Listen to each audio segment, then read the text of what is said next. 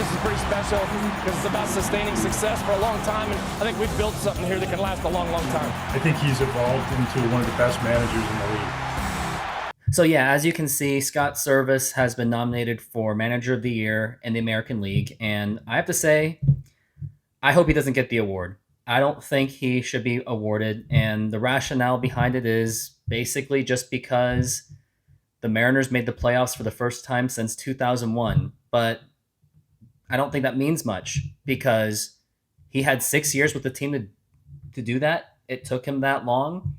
And I know that they went through a rebuilding, but he had Robinson Cano, Kyle Seager, Felix, unfortunately, on his tail end of his career, and even Edwin Diaz. And you still couldn't even break 90 wins. But of course, Mariners fans, the excuse is that Houston cheated, which I don't think is a great excuse at all because we're talking about maybe a few games worth of impact. And I've been saying it for years. Scott Servias, and I know it's going to sound very redundant, I don't like his decision making that he does with his pitchers. I just don't. And the other manager that I do believe that does deserve it more, Brandon Hyde of the Baltimore Orioles. I think he deserves that award more than Scott Servias does. Especially just last year, the Baltimore Orioles lost over 100 games, and they were pretty much expected to do pretty much the same thing because they are going through a rebuilding mode after the Adam Jones era. But check this out. They won 83 games and actually were knocking on the door for the playoffs. Like, there was a point I actually thought Baltimore was going to overtake Seattle for that spot. That didn't happen.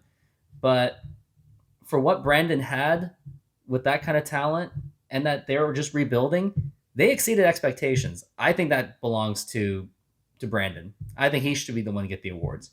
Now, going into Scott Servias,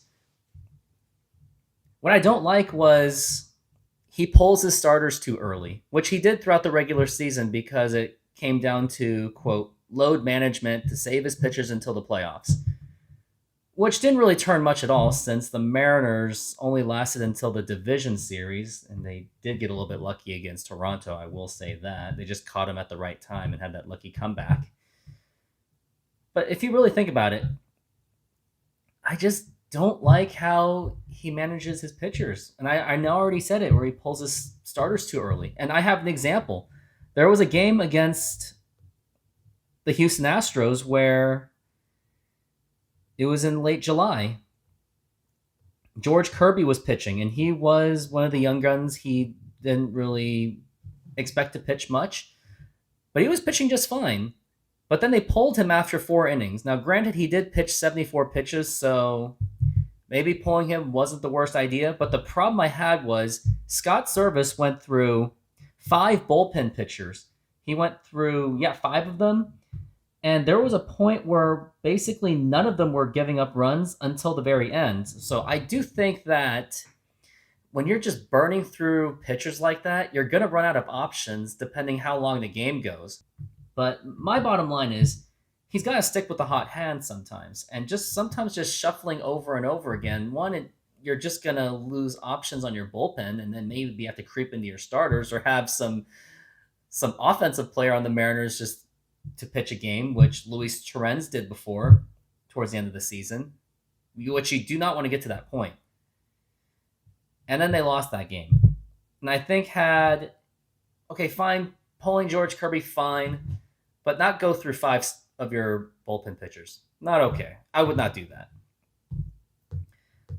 And then against Texas Rangers, this was on July 26th, he pulled George Kirby after just 51 pitches.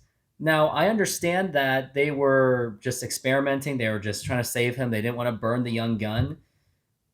But those kind of managing things that you're doing, it's based on things that might happen, not will happen, that might happen, especially when you're accounting to avoiding injuries.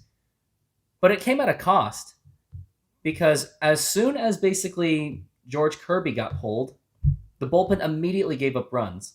So he was pulled after 5 innings, and then immediately, pretty much in the 7th inning, they gave up runs. And they had an opportunity to just close the game, and Texas scored and blew the save, which was the opportunity was given to Paul Sewald, which I don't think he's a closer. I think he is more of a setup guy. But luckily, the Mariners offense pretty much bailed them out, which, let's just think about it. They kind of got gassed towards the end. And I think it was just because all these things kept happening where they had the lead, then the pitching just completely just lays an egg, and then they're just pretty much burned out. Like, look what happened to Cal Raleigh. I think all that wear and tear that he went through, not only through the lack of catching depth, but all that hitting he had to do, he couldn't really do much in the playoffs anymore after the Toronto series. It was just pure wear and tear. And I think had these things been managed a lot better throughout the season, the Mariners, I really do think they could have won the World Series. Maybe that's a long shot, but they really had Houston all 3 of those games. And had they went through Houston, they would have faced inferior competition to the Yankees and the Phillies. And I know that the manager of the year is based on regular season, not the playoffs, because I was dogging on Service for putting in Robbie Ray against Jordan Alvarez. I've lost count how many times I said in this video. And if I get a dislike from you fans, I don't blame you at all. But since the whole nominee came up, I have to talk about him again. I said I was going to keep you updated on what's going on, and that's exactly what I'm doing.